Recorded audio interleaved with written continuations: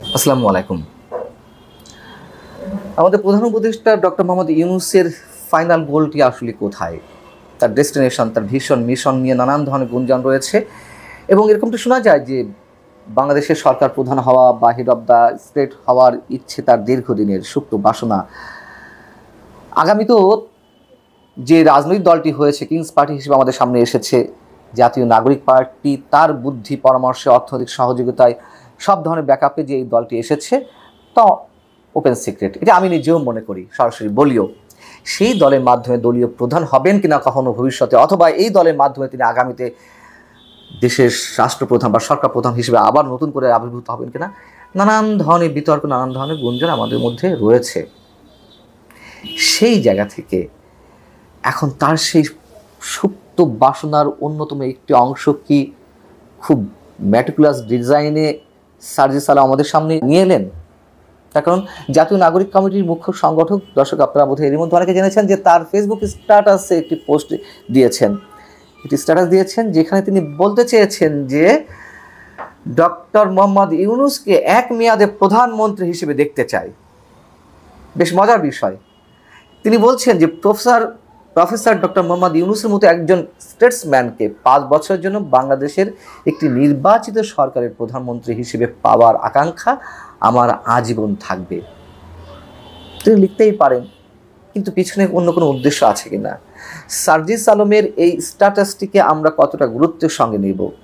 এটি একান্ত তার ব্যক্তিগত ইচ্ছার একটি বহিঃপ্রকাশ, নাকি এর পিছনে বিশেষ কোনো উদ্দেশ্য রয়েছে, তার মুখ থেকে বের করা হয়েছে তার লেখনীর মাধ্যমে? এইভাবে আমরা বিষয়টি আলোচনা করব। আমরা তো ঘরপোড়া গরুর মতন অবস্থা, সিঁদুরে মেঘ দেখলে ভয় পায়। তাই এই ধরনের মন্তব্য যখন আসে তখন অবশ্যই কিছুটা বিশ্লেষণ বা ব্যাখ্যা করা ছাড়া উপায় থাকে না। দর্শক আপনাদের নিশ্চয় মনে আছে, এই বিষয়টি অনেকেরই জানা। 111 সরকারের সময় বা 111 সরকার যখন গঠিত হবে তখন ডক্টর মোহাম্মদ ইউনূসকে সেনাবাহিনী থেকে প্রস্তাব দেওয়া হয়েছিল যে আপনি প্রধান উপদেষ্টা হিসেবে আসুন, শপথ গ্রহণ করুন।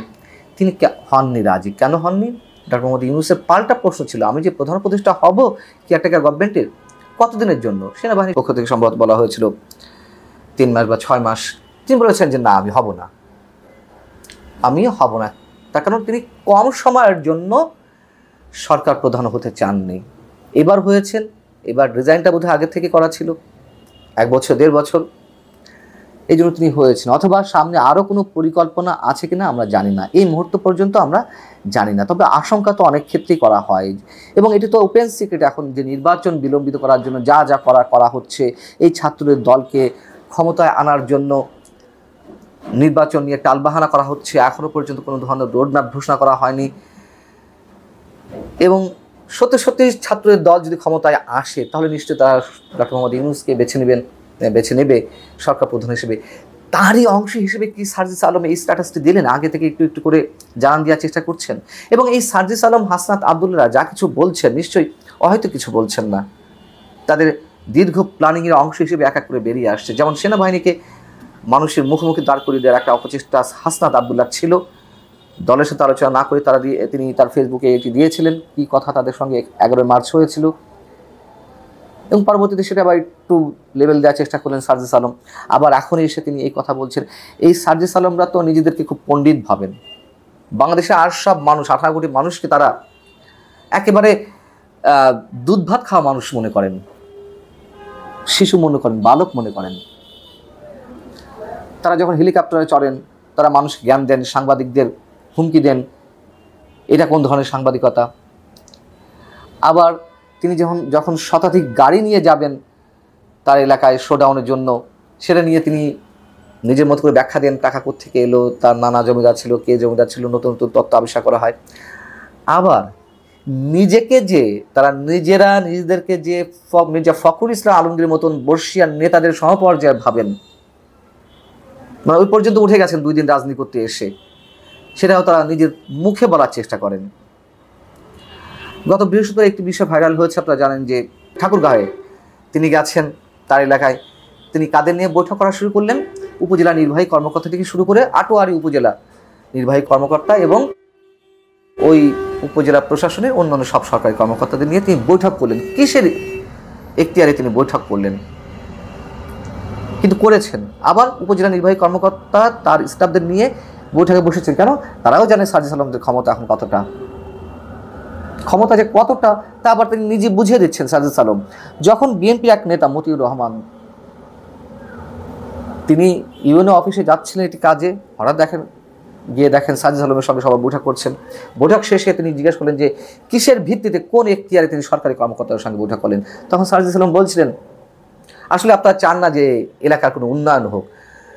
আপনাদের নেতা বিএনপি মহাসচিব মির্জা ফখরুল ইসলাম আলমগীর তো ইচ্ছা করলে ঠাকুরগাঁওয়ের জন্য অনেক কিছু করতে পারেন, তো তিনি যদি করতে পারেন আমিও পারি, আমিও একটি দলের অন্যতম গুরুত্বপূর্ণ নেতা। অবস্থা দেখুন, মির্জা ফখরুল ইসলাম আলমগীরের সাথে নিজেদেরকে কম্পেয়ার করতে এতটুকু বাধে না। এদের ঔদ্ধত্য, এদের নিজেদের সম্বন্ধে ভাবনা এতটা উঁচুতে গিয়ে পৌঁছেছে। ডক্টর মোহাম্মদ ইউনূসের সুদূর প্রসারী উচ্চাভিলাষ সম্পর্কে তো আমরা এর মধ্যে অনেক কিছুতেই পরিষ্কার হয়ে গেছি। এবং এই কথা আমি বলেছি এর আগে আপনাদেরকে যে 5 আগস্ট গণ অভ্যুত্থানের মাধ্যমে আর কারো উপকার হোক আর না হোক, সবচেয়ে বড় বেনিফিশিয়ারি আমাদের প্রধান উপদেষ্টা ডক্টর মোহাম্মদ ইউনূস। যেমন তার বিরুদ্ধে যতগুলো মামলা ছিল সবগুলো যেমন উইথড্র করা হয়েছে, আবার আদালতের মাধ্যমে তিনি একের পর এক নানান ধরনের সুবিধা পাচ্ছেন। তার গ্রামীণ ট্রাস্টের যে টাকা পাওনা ছিল, সরকারের কাছে দেনা ছিল 666 কোটি টাকা, সেগুলো মকুব করে নিয়েছেন। আরও এরকম আরও অন্যান্য অনেক অনেক সুবিধা এর মধ্যে তিনি আদায় করে নিয়েছেন। গ্রামীণ ভার্সিটি নিয়েছেন, আবার শুনছি গ্রামীণ হসপিটাল নাকি নেবেন। এটা যদিও গুঞ্জন আকারে রয়েছে, এটা আমি শিওর না। অতএব সরকার প্রধান হওয়ার তার যে সুপ্ত ইচ্ছা নির্বাচনের মাধ্যমে, নির্বাচিত সরকারের, সেটাও অমূলক সম্ভবত কিছু লেখেননি সাজিদ আলম। আল্লাহ হাফিজ, ভালো থাকুন সবাই।